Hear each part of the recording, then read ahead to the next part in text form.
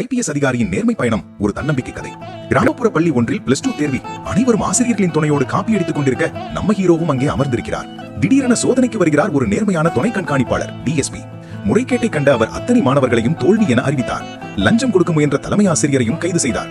உத்வேகம் தந்த நேர்மை தன்னையும் சேர்த்து அனைவரின் எதிர்காலத்தையும் கேள்விக்குறியாக்கிய அந்த டிஎஸ்பியின் துணிச்சல் நம்ம ஹீரோவுக்குள் ஆழமான தாக்கத்தை ஏற்படுத்தியது. அவர் போல நேர்மையான அதிகாரியாக மாற வேண்டும் என்ற உறுதியான லட்சியம் பிறந்தது. அதன் விளைவாக அடுத்த தேர்வை அவன் முழுக்க சுயமாக படித்து எழுதி குறைந்த மதிப்பெண்களோடு நேர்மையாக தேர்ச்சி பெற்றான். வியர்வை கலந்த போராட்டம்.